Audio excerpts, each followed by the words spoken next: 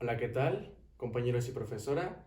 Soy el alumno Christopher Marín Gutiérrez del Sabatino 311 y yo vengo a hablarles un poco de lo que es el citoesqueleto, los cilios y los flagelos.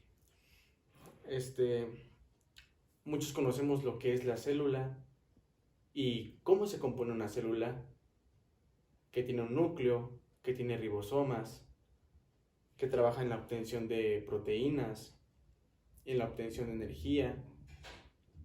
Sabemos que gracias a la célula nuestros órganos vitales tienen un funcionamiento y nosotros podemos vivir día con día. Pero algo que nosotros desconocemos mucho es cómo es la estructura del trabajo de esta célula. Este, pues yo les vengo a hablar del citoesqueleto. Aunque ustedes o yo no lo creamos o lo podamos creer, la célula tiene un esqueleto. Este esqueleto no es como tal un esqueleto de huesos, porque también los huesos están conformados por células, por miles de millones de células. A lo que voy es que ese tipo de esqueleto es un tipo de entramado tridimensional de proteínas.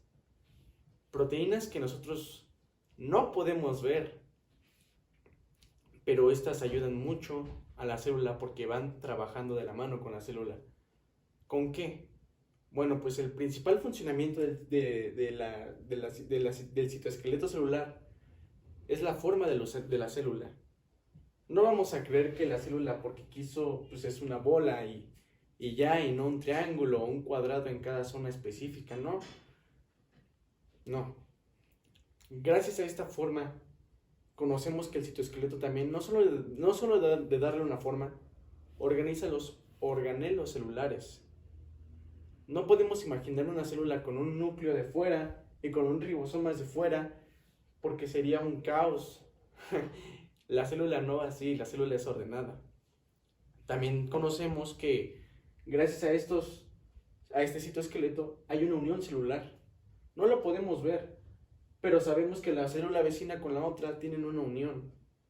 Gracias a eso podemos hacer una división celular, podemos identificar una división celular, una unión celular, un trabajo, ya sea regeneración de células, lo que nosotros queramos ver.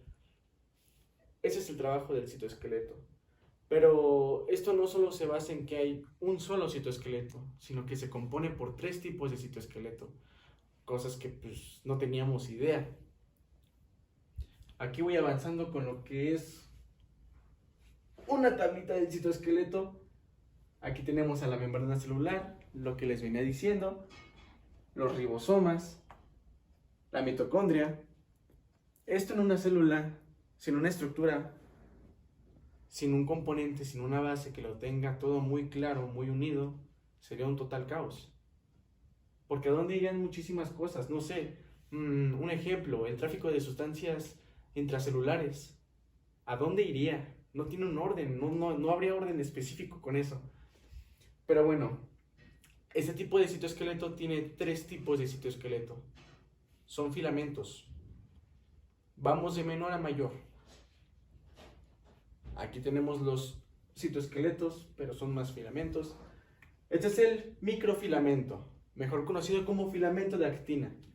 El nombre se los voy a decir porque actina más adelante, pero este es el más pequeño. Mide aproximadamente 7 nanómetros. Acá tenemos el filamento de intermedio. Es intermedio porque pues está entre el más chico y entre el más grande, del cual les voy a hablar más adelante. Este mide entre 8 y 12 nanómetros. Y aquí tenemos el microtúbulos. El microtúbulos mide aproximadamente 25 nanómetros. Estos están compuestos por proteínas. Queramos o no queramos verlo, están compuestos por proteínas y ayudan a la estructura de nuestra célula. Acá tenemos una imagen del microfilamento o el filamento de actina. Y su funcionamiento es esencial en los seres vivos. También aquí tenemos el filamento de intermedio y otra imagen del microtúbulo.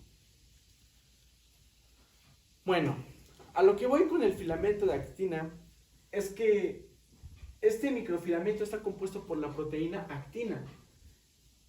Este lo que hace es polimeriza las proteínas para que las células tengan movimiento. No como el tipo de movimiento de una célula a otra, sino el movimiento que se organiza de un componente a otro. Un ejemplo de esto lo vemos en los tejidos musculares. Cuando yo me muevo, presento actina, presento estiramiento. Entonces, esto lo que hace es movimiento, es una célula en movimiento. Esto nos ayuda, este citoesqueleto nos ayuda a que la célula tenga movimiento, a que la célula pueda presentar movimiento, a que nosotros podamos presentar movimiento. Entonces, ¿dónde encontramos esto? Bueno, pues lo encontramos en la periferia celular y pues además de ser la más chiquita, sabemos que es la más vital. Nos vamos con la siguiente, los filamentos intermedios. Ya hablamos de que los microfilamentos tienen una proteína totalmente esencial, que es la actina, pero aquí esta proteína es totalmente diferente. Estamos hablando de una proteína fibrosa y esto es totalmente diferente a lo que es el microfilamento. Ya hablamos de que el microfilamento se basa en el movimiento, los tejidos musculares, músculos, había otro ejemplo, quizá me acuerdo un poco más al rato y si no, pues ya no lo di, pero lo que hace es rigidez. Un ejemplo de esto es en el cabello. La queratina del cabello es rígida, es sólida, buscamos un compacto sólido. Igual en la corporación celular, con muchas células cuando están acomodadas, lo que hace este tipo de citoesqueleto es acomodarlas, agruparlas, tenerlas en un lugar rígido, sólido, que esas células no se percaten y no se vayan unas a otro lugar o a otro lugar. No, es tener cierta agrupación de células en un lugar definido. Nos vamos ahora. Bueno, pues ya sabemos lo que son los filamentos de actina o los microfilamentos, lo que son los filamentos de intermedios y vamos a lo que son los microtúbulos. Los microtúbulos tienen este tipo de forma y pues está curiosa, ¿no? Ahorita vamos a saber por qué tiene ese tipo de forma. Entonces, pues aquí lo tenemos, los microtúbulos. Estos tienen un centro de organización que se encuentran en el citoplasma, casi llegando al núcleo de la célula. Es algo muy extraño, pero pues hacemos una recapitulación de lo que vimos en este tema de exposición de los citoesqueletos y vamos a ver por qué están organizados de esa forma. Bueno, pues ya tenemos muy claro que los microfilamentos son para el uso de movimiento. Tenemos muy claro que los filamentos intermedios son para usos rígidos y sólidos y de una sola estructura muy compleja y muy definida. El caso es que los microtúbulos, son de transporte. Así es, señores, son de transporte. Un ejemplo de esto es el desplazamiento de vesículas. ¿Cómo que el desplazamiento de vesículas? Vaya, pues un ejemplo es el retículo endoplasmático. Gracias a eso que vamos a poner el aparato de Golgi, hace que la vesícula tenga una dirección totalmente definida y no se puede ir de un lugar a otro esparcido por toda la célula. Gracias a eso tenemos conocimiento previo de que tiene un lugar definido en toda la célula y no se va a ir a otro lugar o no se va a escapar a otro lugar. Entonces, pues es un desplazamiento vesicular y un transporte de otras sustancias, no solo de eso, también de otras sustancias. Es un transporte, nos va a ayudar. Otro de ellos otra función de esta es la división celular. Bueno, con los microtúbulos vamos a poner un ejemplo muy fácil, muy sencillo, que son los cromosomas. Imaginen que yo no tengo microtúbulos o que otra persona no puede tener microtúbulos. Bueno, pues sin una división celular exacta, sin ese transporte de información, no va a haber división celular. Entonces la información de la célula hija no va a tener bien la información de la célula madre y va a ser un conflicto. Los cromosomas van a estar esparcidos por donde quieran o se van a dividir por donde quieran, o la cantidad de cromosomas va a ser una cantidad que puede ser todos los cromosomas o no todos los cromosomas. Entonces también es un desorden. Entonces lo que hacen los microtúbulos es dar una cierta orden específica para el cierto tipo de desplazamiento y la división celular que se va a hacer en... que se va a hacer en este aparato. Tengo problemas con la tele. Y por último, nos vamos con la estructura interna de lo que son los cilios y los flagelos. Bueno, pues ya conocemos bien una de estas funciones, pero pues no sabemos qué son los cilios y qué son los flagelos.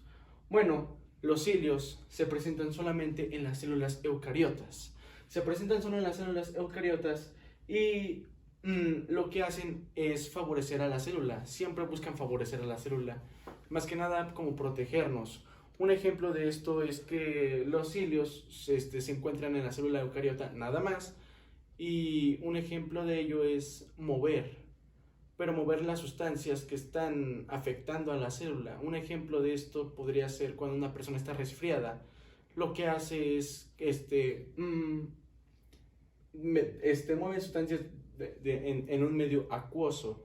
Un ejemplo, cuando las personas tienen gripa o se encuentran resfriadas, lo que hacen es sacar el moco. Bueno, pues ese es trabajo de las células. Ese trabajo lo está haciendo el cilio. Es un trabajo que tú dices, es que estoy enfermo. No, aquí se está presentando el trabajo de los cilios. También otro trabajo que presentan los cilios es la mejor captación de nutrientes y de proteínas. Un ejemplo de esto es cuando en la célula se presenta que hay un tipo de bacteria o no sé, un tipo de cosa que no permite que nosotros captemos los mejores nutrientes. Lo que hacen estos cilios es desplazarla, es quitarla y moverla de ahí.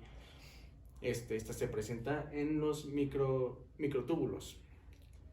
Tienen un trasfondo totalmente largo, y es un trasfondo que, pues honestamente, sí está un poco complicado de entender, porque es polimerización larga y estamos hablando de unas sumas, restas, cosas nuevas. Pero, porque, por ejemplo, si tú lees el profeta Amós o lees pero ahora nos vamos con lo que son los flagelos. Bueno, los flagelos sí se encuentran en la célula eucariota y en la célula procariota. En la célula eucariota, la que nosotros tenemos y la que nosotros conocemos porque es con la que nosotros vivimos, esta célula, los flagelos, los conocemos mucho como los espermatozoides. Sabemos que un espermatozoide pues es una célula eucariota y que se compone de un núcleo y una mitocondria, pero los flagelos son esa colita, ese motorcito que les permite moverse. A diferencia de los cilios, los cilios lo que hacen es mover y favorecer a la célula. Es como un ejemplo, es como un limpiador de carro. Lo que hace es mover el agua de lluvia y hacer que podamos tener una mejor vista.